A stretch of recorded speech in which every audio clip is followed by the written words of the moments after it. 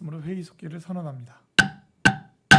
계속해서 질의 답변을 진행하겠습니다. 최준구 의원님 질의해 주시기 바랍니다. 네, 드리도록 하겠습니다. 세출 예산 주요 집행 현황으로 질의 드리려고 했는데 있으신가요, 선생님? 아, 네. 67페이지에 인구 정책 관련돼서 여러 가지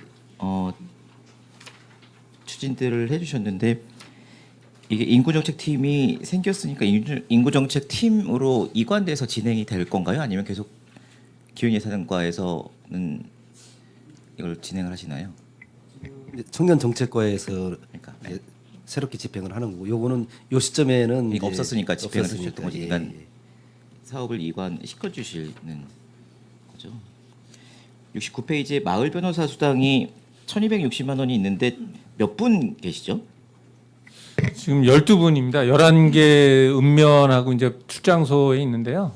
그 팽성 같은 경우 이제 두 분이 교대로 하기 때문에 12분입니다. 팽성은 수요가 많아서 그런가요? 그건 아니고 이제 격월로 한 분씩 그분들 사정에 의해서 그렇게 하고 있습니다. 그럼 마을 변호사 수당이 1,260만 원으로 12분이 하시기가 거의 봉사로 생각하십니까? 아니면 한 달에 한 번 나가시나요? 월 1회 월 1회? 합니다. 그래서 금액은 충분하지 않은데 봉사라고 생각하시- 그렇게 생각하고 하시는 겁니다. 좋은 제도라 조금 더 활성화를 했으면 좋겠다는 생각이 들어서 좋고요. 82페이지에 평택 한 그림 그리기 대회가 5천만 원 예산이 있는데 이게 그 위탁 운영됐던 행사 아닌가요?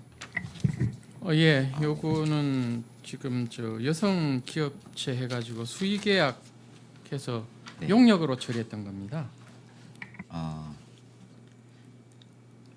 옆에 항목을 그냥 행사 운영비라고 적으면 되는 건지 민간 뭐 사업 보조 이렇게 적어야 되는 건지 싶어서 저희가 치여 진행한 게 아니라 민간으로 위탁을 줬던 사업인 것 같은데 그렇습니다. 항목을 이렇게 적어도 되는 건지 싶어서 행사 운영비로 요거는 위탁이 아니라 이제 시가 하되 이제 그 진행 업체를 진행만 해서 하는 거니까 이제 행사 운영비를 편성하는 게 그런 컨셉으로 했습니다. 그 85페이지에 평택함 활용 해양안전 체험관 조성 있지 않습니까? 지금 집행잔액을 19억 했는데 이거 불용 처리하시는 건가요? 2월 시켜야 되는 거 아닌가 싶어서. 그러니까 아까 제안 설명 때도 말씀을 드렸고 전 김혜경 의원님 직무했을 때도 이제 말씀을 드렸던 건데 이게 이제 2월의 조건이 상황이 확실치가 않아서 이거는 확실치 않아서 그래서 불용 처리를 했고 다시 지난번 세우는 이해 걸로. 추경 때 네. 반영을 해줬어요. 예. 예. 추경 세우는 거를 해서 기본으로 해서 불용 처리를 하시는 것으로 97페이지에 장당 노동자 복지회관 자산 취득비 948만 9천 원이 있는데요. 어떤 자산을 취득을 하신 건가요? 948만 원?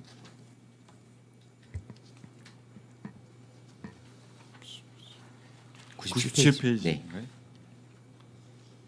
네, 48만 4천 원 집행을 했습니다.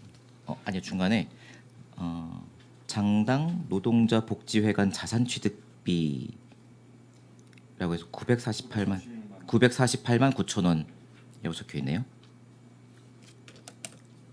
예, 어떤 자산을 취득을 하신 건지 싶어서.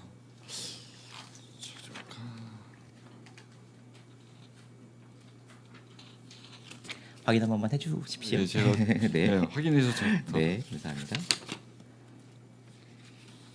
그리고 101페이지에 청년층 인턴 사업이 있고요. 그 다음 페이지에 대학생 인턴 사업이 있는데 이거를 합쳐서 이렇게 포션을 좀 크게 하면 어떨까 싶은데 이렇게 대상을 나눠 놓은 것이 대학생이 아닌 청년층을 배려하기 위한 건가요? 그거는 이제 대학생 인턴과 청년 인턴의 선발 기준에서 네. 약간 좀 차이가 있고요. 그 청년 인턴이 약간 사회보장 쪽의 측면에서 네네. 그래 뭐 저소득을 좀 더 우선시했기 때문에 이 구분을 했습니다. 그런 형태로 유지가 되는 게 의미가 다르기 때문에 유지가 되는 게 맞다라고 말씀을 주신 것으로 이해하겠습니다.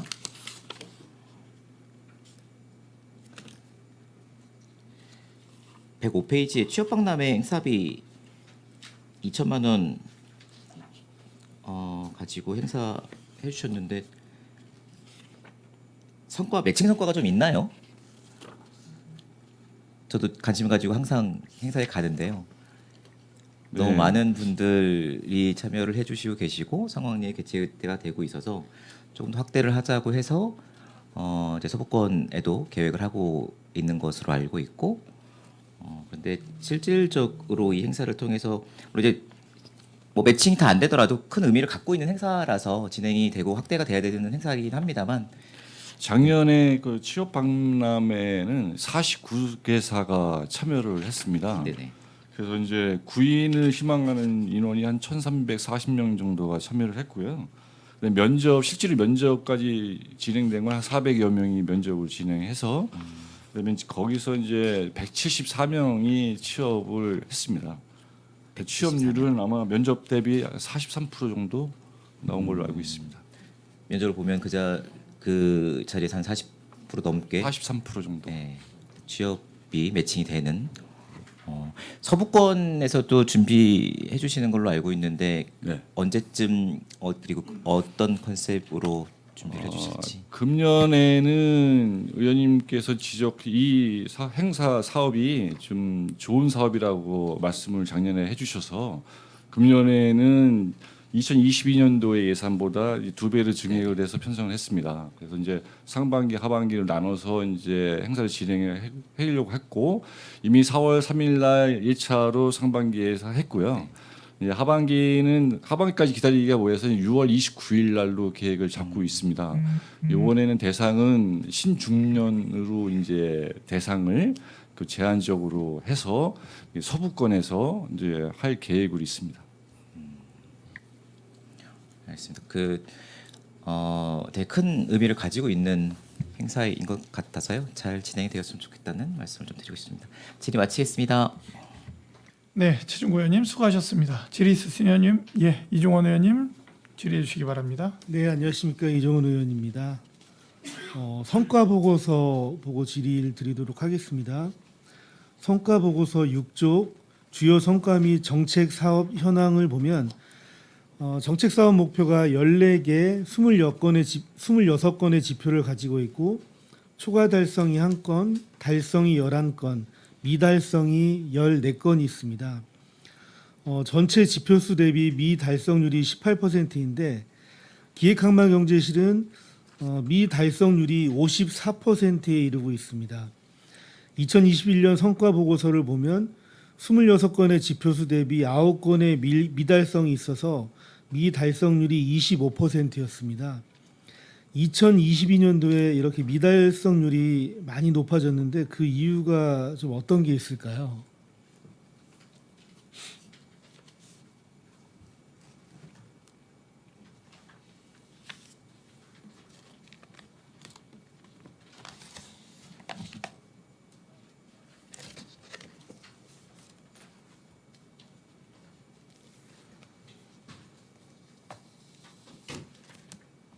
요거는 제가 준비가 좀 안 돼서 좀 정리를 해서 말씀을 드리는 게 나을 것 같습니다. 네. 제가 확인을 해서 말씀을 드리도록 하겠습니다. 네, 알겠습니다. 다음은 그 세외 수입 관련해서 질의를 드리도록 하겠습니다. 저희 기획행정위원회 소관 일반회계 세입 중에서 그 세외 수입이 차지하는 비중은 489억 4,522만 원입니다. 2.8%로 굉장히 적은 부분을 차지하고 있습니다. 그러다 보니 부서에서 예산의 편성과 징수를 너무 좀 소홀히 하고 있지 않나 이런 생각이 좀 듭니다. 59쪽 결산서 59쪽입니다.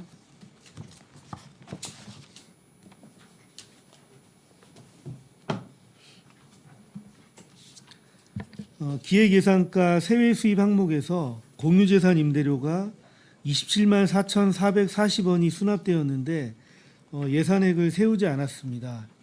2020년에는 69만 9천 원의 예산액을 세우셨고 2021년도는 80만 2천 원의 예산액을 세우셨는데 2022년도에는 예산액을 세우지 않았습니다. 혹시 어떤 이유가 있었을까요? 네, 기획예산과장입니다.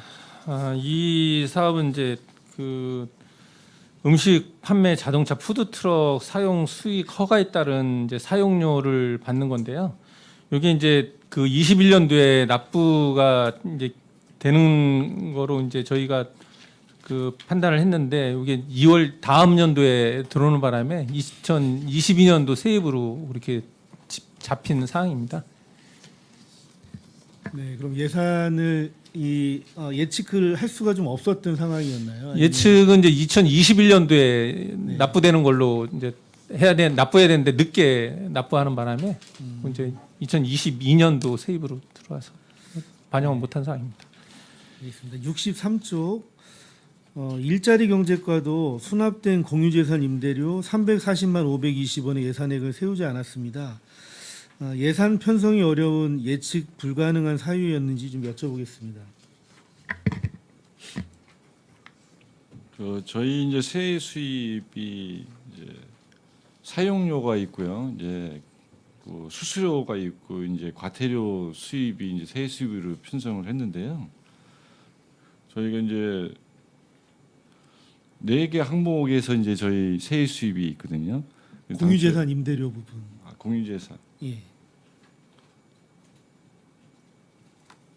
공유재산 임대료는 이제 저 노동자 복지회관 거기에 이제 그 임대한 비용으로 저희가 이제 예산을 계산을 했습니다. 그러면 예산액을 좀 잡으셔야 되지 않나요? 작년에는 미처 잡지 못해서 예. 그 금년에 신규로 잡게 됐습니다. 예. 원래는 잡았어야 되는. 예, 맞습니다. 어제 잡았어야 되는데 그걸 놓쳤기 때문에 그래 금년에 알고서 이제 올해는 이제 350만 원을 잡았고요. 예. 부득이 작년에는 그거를 이제 수입을 코로나 때 그 상황을 봐서 아마 그 당시에 편성을 못했던 걸로 알고 있습니다. 예, 누락되지 않게 예산을 꼭 세워주시기 바라겠습니다. 네네 알겠습니다. 세외 수입 중에서 기타 사용료는 최근 3년간 동일하게 1,400만 원의 예산을 편성하셨고 2021년도에는 2,170만 원을 수납해서 155%의 수납률을 달성을 했고 2022년도에는 4,595만 6,780원을 수납해서 수납률이 328%나 됩니다. 혹시 이렇게 예산을 적게 편성한 이유가 있나요? 그 기타 사용료는 저희 이제 복지회관의 이제 사용료입니다.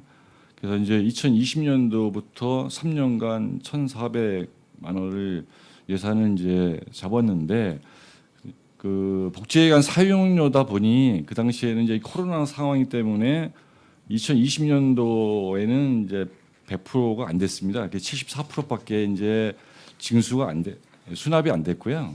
근데 21년도부터 약간 이제 그 강의라든 사용료를 이제 허용을 하다 보니까 이제 155%의 사용료 수납이 됐고요.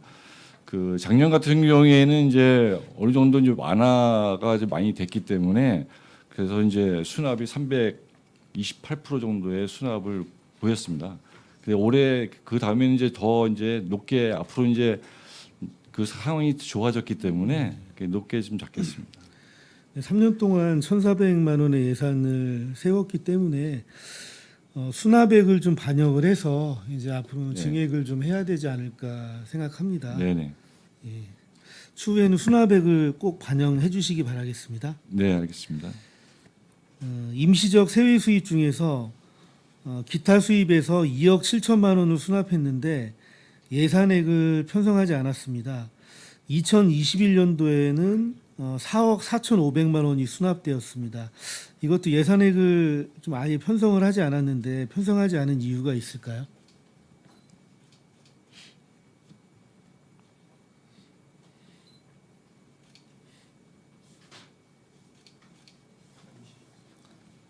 (63쪽입니다) 네, 구상은 이제 저희가 이제 그 지역 자원 시설세라고 이제 화력 부분에서 이제 들어오는 경비인데요. 63쪽 일자리 창출과 기타 수입인데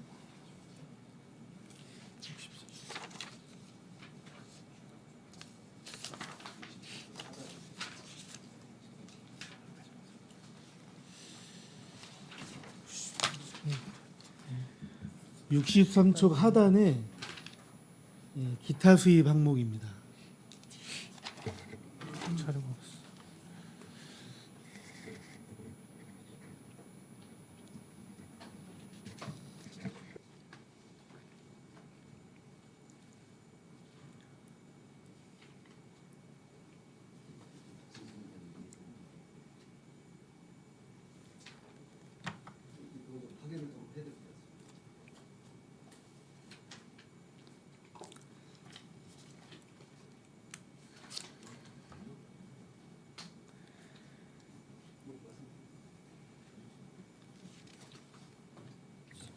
자료를 좀 확인해서 다시 답변을 드리도록 하겠습니다.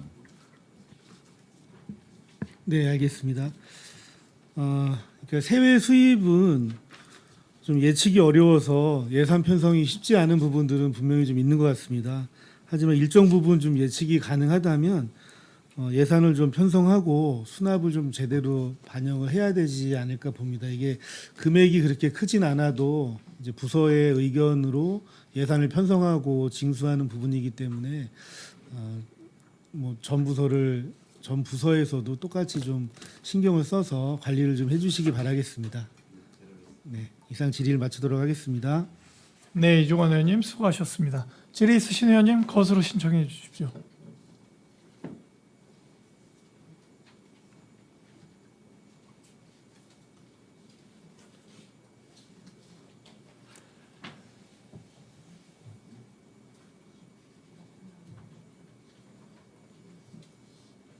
질의하실 의원님.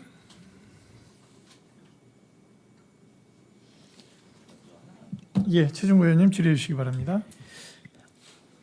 구체적인 사안을 가지고 말씀드리는 건 아니고요. 그 시장님, 인학 부시장님이 이제 그 과에 성과금 주는 거 있지 않습니까? 경력금, 현금성으로 경력금 주는 것을 지난번 행감 때도 말씀을 드렸었는데, 현금으로 받아서 이제 과비 통장에 넣어서 이제 운영을 하거나 이런 경우들이 많이 있는 것 같습니다. 이거를 물론 행안부 지침에는 이제 안 써도 되는 것을 어떻게 사용되는지 이제 굳이 기재를 하지 않고 해도 되는 것으로 되어 있긴 합니다만, 우리 예산의 투명성 이런 것을 좀 고려해서 그 어떻게 사용되었는지를 좀 투명하게 할 수 있는 방안을 좀 강구를 했으면 어떻겠는가 생각이 들고, 시책 추진비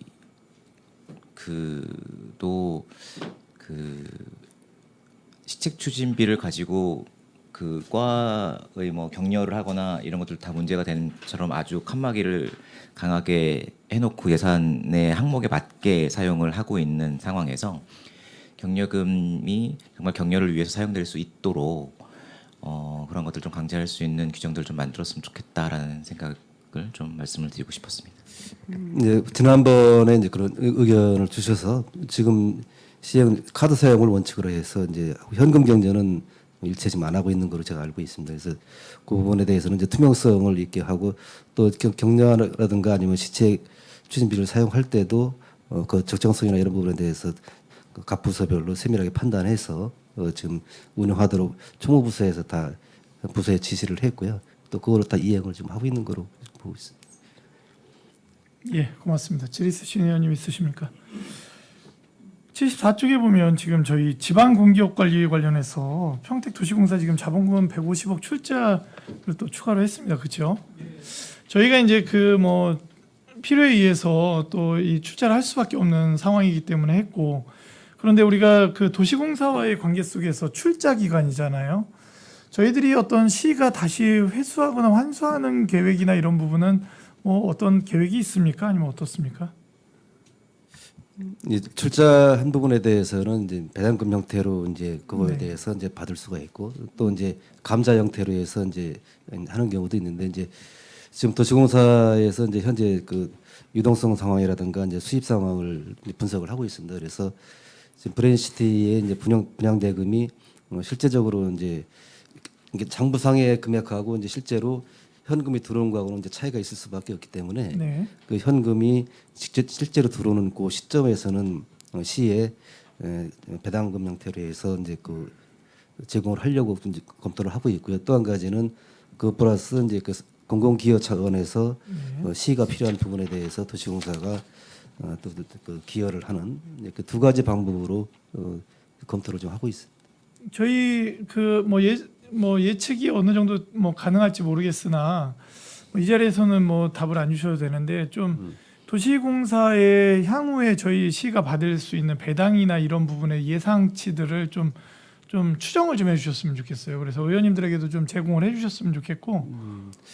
그 부분을 좀 말씀을 드리면 네, 이제 그간의 시가 도시공사의 이제 출자한 금액 전체의 뭐 몇 프로를 배당으로 준다 이런 규정은 아니고요. 네네, 그 배당을 할 시점에 네, 거기에 도시공사의 상황을 고려해서 네. 그 부분을 이제 배당을 해주는 네. 이제 그런 시스템으로 지금 출자 출연 기관은 운영이 되고 있습니다. 그래서 네. 이제 지금 위원장님 말씀하신 대로 우리가 총 출자를 얼마 했는데 네. 어느 시점에 얼마의 배당금을 받는다. 그러니까 이제 요거는 도시공사 내 예, 이사회 또 의결이나 이런 부분들이 그 따라야 과정에 된다. 또 있고, 아니, 네. 뭐 이사회 때문에 그런 게 아니라 네네, 그 배당 시스템 자체가 이제 그런 네. 이게 우리 총 출자한 그간에 쭉 설립 네. 때부터 했던 출자금을 누계를 내서 네네, 거기에서 얼마를 배당을 준다 그런 네. 시스템이 아니고 네. 그 제공할 수 있는 그 시점에 도시공사의 상황에서 이렇게 하는 이제 이런 형태가 되기 때문에 딱 그거를 지금 위원님 말씀대로 연차별로 이렇게 딱 예측을 추계를 해서 하기는 좀 어렵다는 말씀을 네, 드립니다. 네.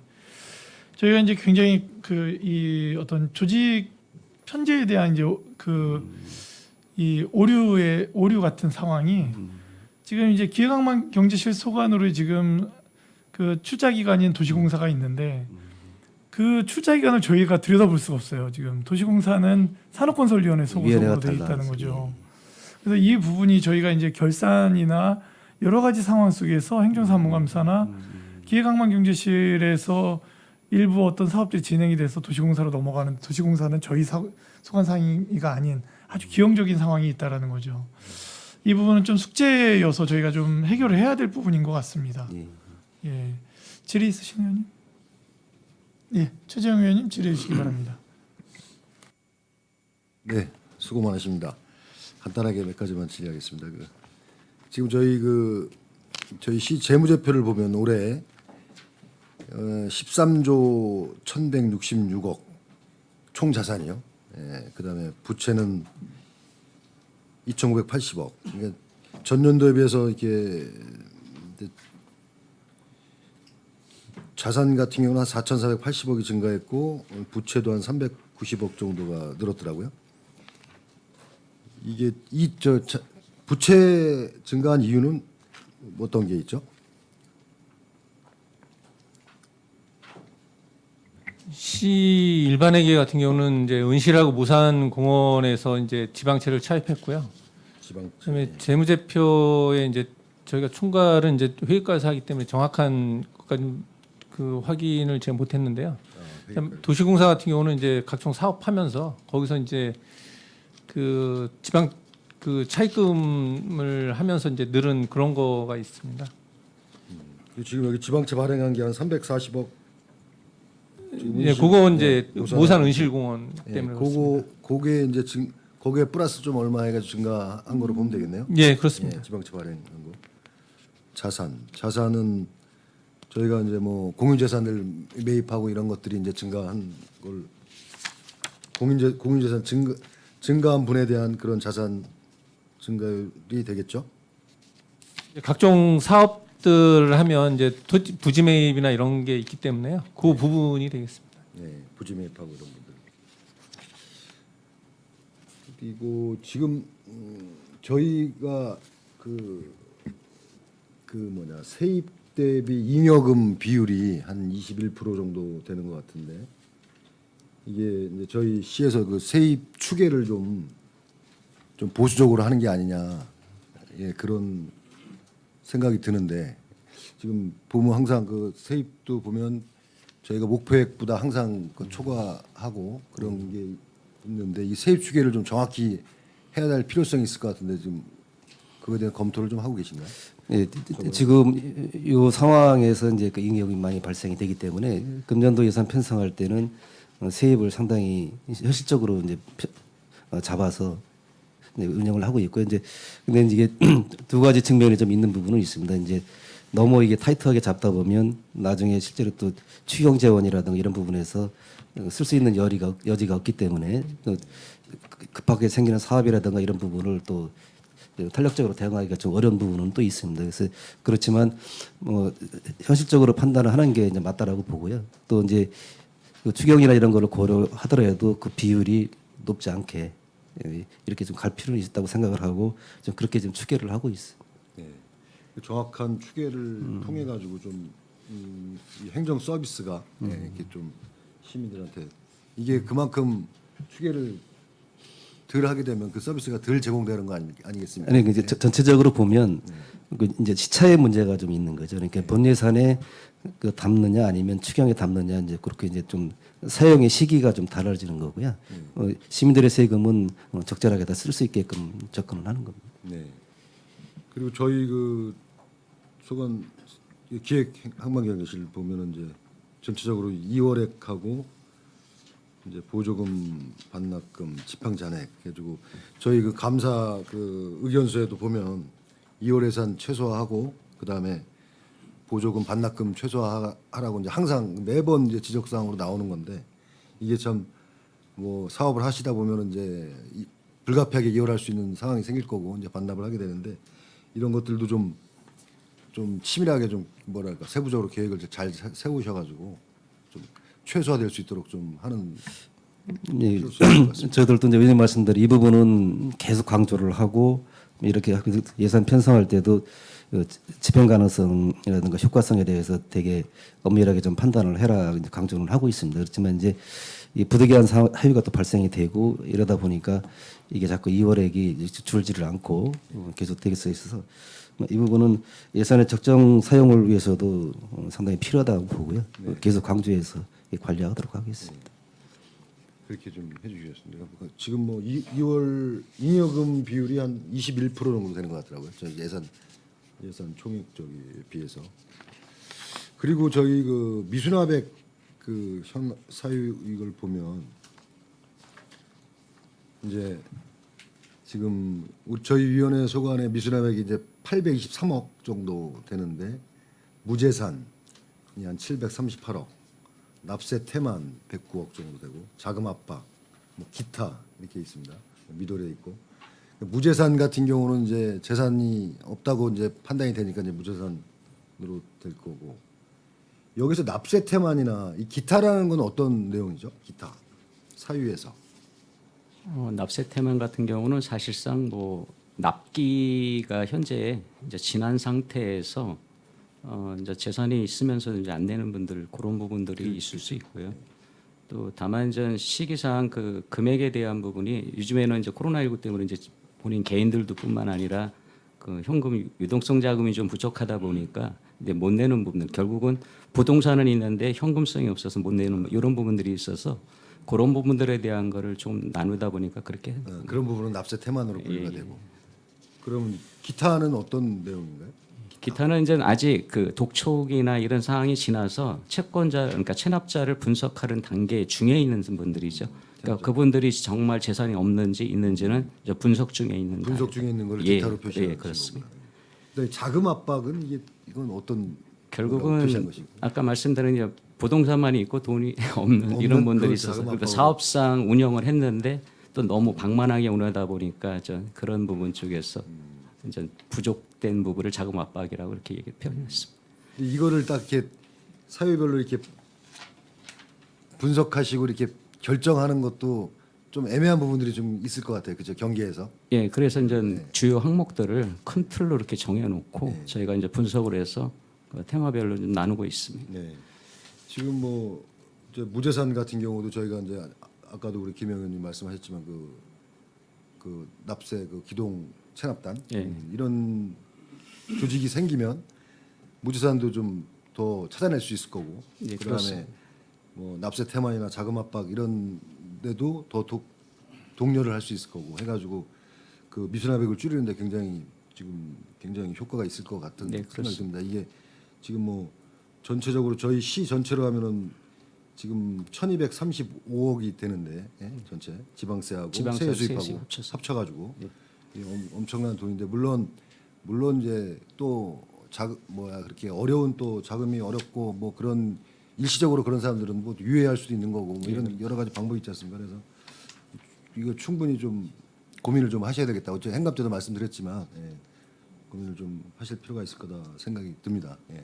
지금 말씀하신 사항 적극 추진하도록 그렇게 하겠습니다. 그다음에 저희 그 세외 수입도 이게 그 미납액이 좀 비율이 좀 꽤 되는 것 같습니다. 되는데 이게 지금 세외 수입이 이렇게 그 비중이 높은 게 그 이유가 뭡니까? 이게 지금 뭐 수수료 수입이나 뭐 사용료 수입, 과태료, 과징금 뭐 이런 것들인데 이런 게 이렇게 미수납액으로 이렇게 남는 그런 좀 그런 원인이 있을까요? 금액이 그 각 부서별 뭐 사용료나 수수료 수입 이런 부분들이 다 원인별로 있는데 사실은 부서에서 이제 부과를 하고 체납이 되면 관련된 거를 독촉하고 어떤 채권 확보나 이런 거를 좀 계속 해야 되는데 사실은 저희는 이제 세무직이 있다 보니까 세무직은 이제 전문성을 가져서 추진하는 부분에는 좀 어렵지는 않은데 아마 타 부서에서는 그런 부분에 대한 전문성이 좀 부족해서 못하는 부분이 있어서 저희 그 세계식 징수팀이 인원을 동원해가지고 현재 그 부분 쪽까지도 책임지고 좀 하고 있는 중이고요. 가장 중요한 부분은 이렇게 고액적으로 체납되는 부분은 저희가 이제 전담을 팀이 운영해서 운영할 수 있도록 그래서 앞으로는 좀 줄이는 방향으로 계속 노력하도록 하겠습니다. 이것도 이제 징수과에서 같이 세외 수입 전담팀을 조직이 있습니까? 네. 아니 지금 현재는 없고요. 세계식 징수팀이 관연도 부분에 되니까 체납되고 이월되어 있는 부분에 대한 거를 그러니까 체크하지 못했던 부분까지 저희가 확보하고 운영할 수 있도록 그렇게 노력을 하고 있습니다. 네. 이 세외 수입 이쪽 부분은 좀 이렇게 적극적으로 하면은 좀 미수납액이 좀 줄 수 있을 것 같은데 그죠? 예, 그렇습니다. 예, 그런 부분 좀 적극적으로 좀 해주시기 바라겠습니다. 그리고 그 불용액 좀 잠깐 보겠습니다. 불용액이 저희가 30% 이상 불용액이 이제 있는데 그 기획예산과 같은 경우 소송 수행 지원에서 집행전에 한 2억 8천 정도 남았는데 이거는 이제 소송이 그만큼 없어 뭐 이제 소송 변호사 선임하면 이제 그거에 따른 비용인데요. 그 작년 같은 경우도 재작년 2021년도 그렇고 이제 8억 정도가 이제 지출이 예비비까지 하고 이제 8억 그때 8억 정도 8억 5천 지출했는데 정도 예. 예산위원회에, 예. 근데 작년 같은 경우에는 좀 그 변호사 수임이 좀 적게 되는 건지 좀 금액이 줄었습니다. 그래서 그거에 따른 불용액이 좀 많이 생겼습니다. 그렇습니까? 이런 부분은 좀 마지막 추경에 이렇게 정리를 하시는 게 예, 그런 경우에 정리하도록 그렇게 하겠습니다. 예, 이렇게 하시는 게 그리고 그 아까 평택함 그쪽은 아까도 이제 설명 주셔갖고 다 들었고요. 그 다음에 우리 일자리 경제과가 이제 불용액이 집행 잔액이 좀 꽤 많습니다. 많은데 지금 대표적으로 좀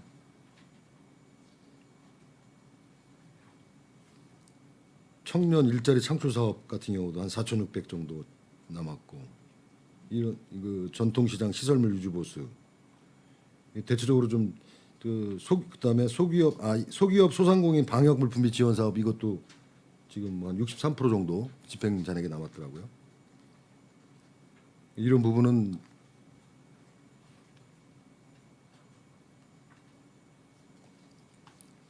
집행전액에 대해서 좀 설명을 좀 왜 이렇게 네. 많이 남았는지. 그 일자리 경제과의 이제 대부분이 이제 큰 비중을 차지하는 게 이제 지역화폐에 대한 잔액이 많았습니다. 그 지역화폐 중에서 이제 국비의 30억 정도가 이제 전액 반납을 하게 되는데요. 100%. 그 이유는 이제 연말에 11월 이후에 이제 국고가 확정이 돼서 들어왔기 때문에 이제 반납을 하게 됐고요. 그다음에 이제 도비 사업에 24억도 이제 전액 이제 반납을 하게 됐는데 당초에 이제 본 예산에 이렇게 국도비 사업의 인센티브 10%인 사업이 160억이 확보가 됐었어요.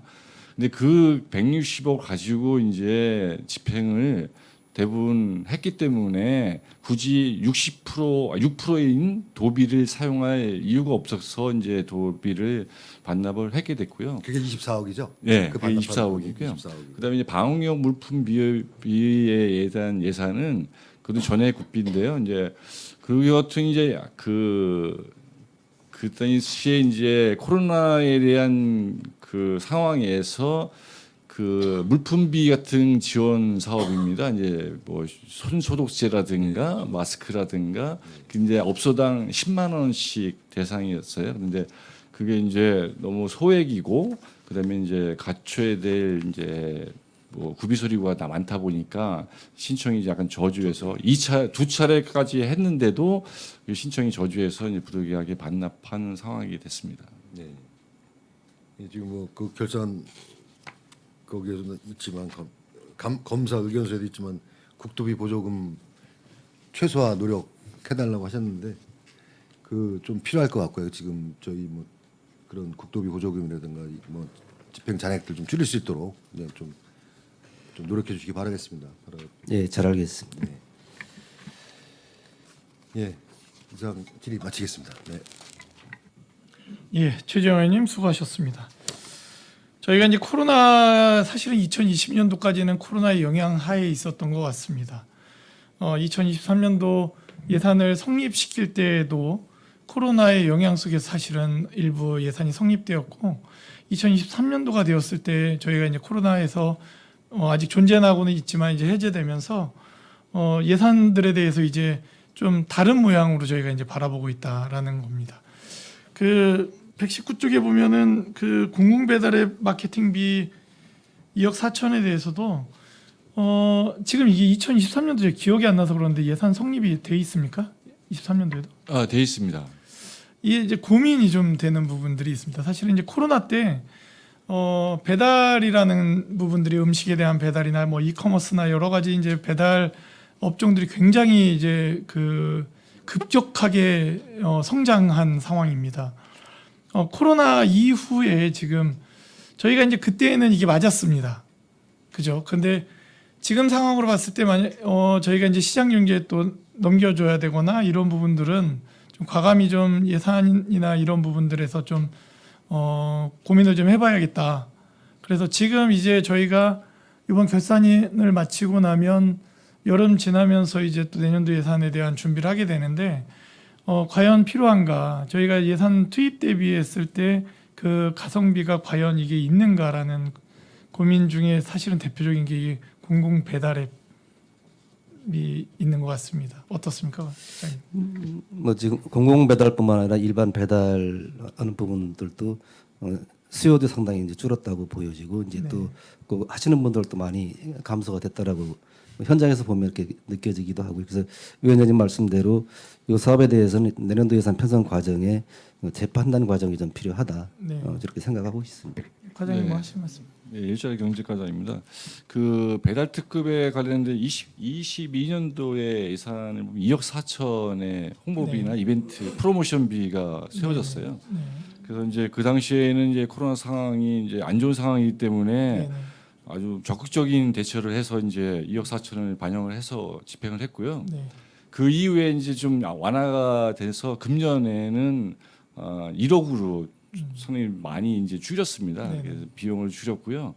내년도 마찬가지로 이제 약간 좀 줄여가는 추세로 약간 조정을 하고 이게 이제 경기도 주식회사에서 이제 경기도의 차원에서 이제 운영하는 플랫폼이다 보니 네. 이 도에서 이제 이것을 어떻게 할 건지는 이제 저희가 아직 내년도에 세부 지침은 내려오지 않았지만 그거에 따라서 이게 이제 마냥 없앨 수만은 없는 게 이게 이제 이득이 되는 거는 소비자만 이득이 되는 게 아니라 가맹점의 수수료가 상당히 이제 민간 앱이 17%로 수수료를 떼갈 때 이 공공배달 앱은 1, 2%밖에 납부를 안 합니다. 네. 그러니까 실제로는 이제 가맹점의 이득이 큰 거죠. 네. 근데 이제 소비자 입장에서는 민간 배달 앱이 광고를 대형 광고를 많이 하기 때문에 그쪽에 지금 편중되다 보니 이제 공공 배달 앱을 이용이 저조한 거는 현실입니다. 네네.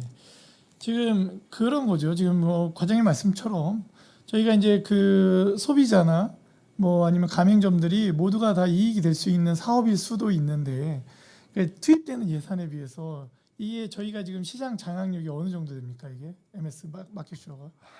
이게 경기 평택시만의 상황은 아니지만 네.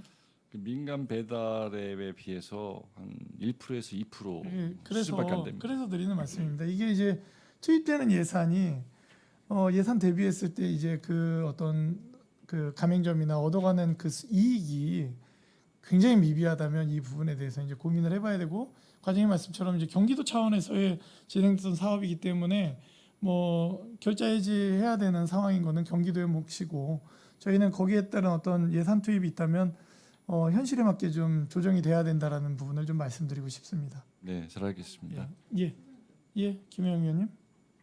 지금 말씀하신 대로 그 왜 시민이 거기를 이용 안 하는가를 생각해 보셔야 돼요. 다 좋게 하기 위해서 그걸 만든 앱을 왜 사용 안 하는가. 그거를 해서 사용할 수 있게 우리가 해야 되는데 그런 발전에 대한 얘기는 안 하는 것 같은데 안 하는 것보다 모르는 건지 그 앱을 개발하신 분들이 그 부분에 대해서 연구를 해야 되잖아요. 그냥 해놓고 그냥 이대로 그냥 가면 된다? 시에서는 만약 예산을 투입해 주는데 그거 원인이 뭔지는 아세요? 그 원인이라는 것은 상당히 여러 가지 다양합니다. 네. 네, 다양하지만 이제 이 전체적인 뭐 이런 공공 배달 앱에 대한 연구나 이런 민간 배달 앱의 차별화 이런 거는 시에서 지금 접근하기는 어려운 사안이고요. 그렇죠, 물론. 경기도 주식회사에서 이 사업을 주관하기 때문에 네네.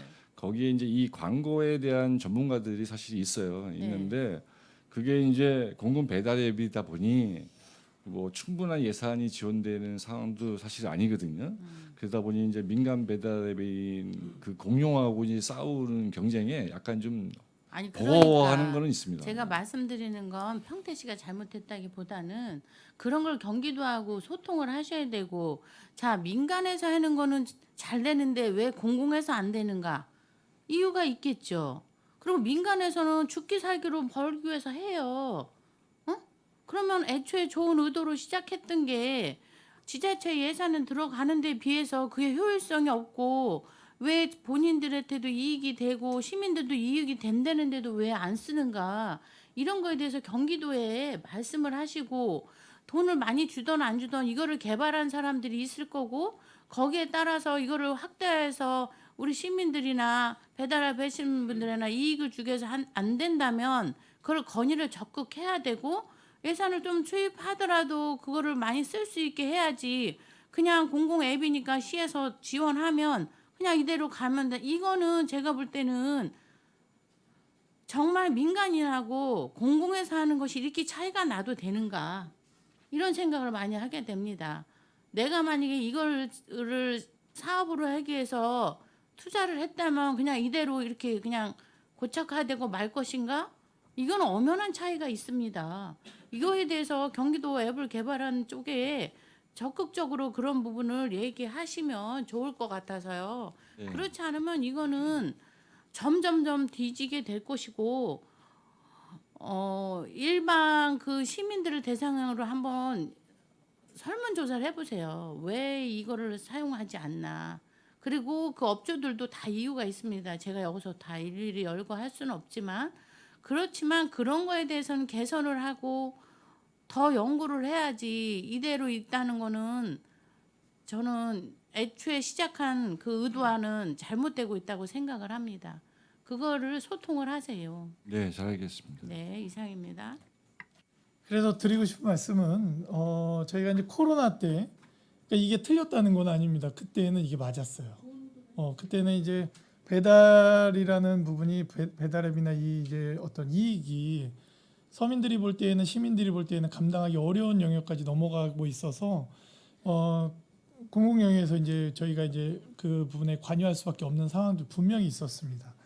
근데 이게 이제 상징적인 거라는 거죠. 뭐냐면 우리 기획실장님 기획예산과가 있기 때문에 또 말씀을 드리는 건데 코로나 때 있었던 예산들에 대해서 그때는 그게 맞았고 지금은 특히 2024년도 예산을 준비해야 되는 시점이고 2022년도 결산을 하는 시점에서는 분명히 아닌 부분에 대해서는 이제는 조금 그 놔줘야 되는 부분들에 대해서는 예산을 과감히 정리할 필요가 있다. 그거를 끌고 갈 필요는 절대 없다.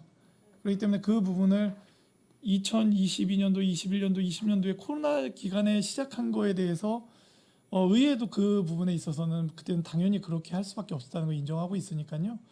예산 정리할 부분은 충분히 정리를 해주십사 하는 말씀을 드리고 싶습니다. 네, 위원장님 말씀에 공감을 하고요. 네. 이 사항들에 대해서는 제로베이스에서 출발을 해서 네네. 재판단 과정이 이제 필요하다라고 보고 이 부분에 대해서는 다시 한번 강조를 하고 예. 이렇게 하겠습니다. 예, 고맙습니다. 질의 있으신 의원님 있으십니까? 더 이상 질의하실 예, 네? 기획항만경제실에 대해서 오해하신다고요? 지금 계속 하셔도 되는데.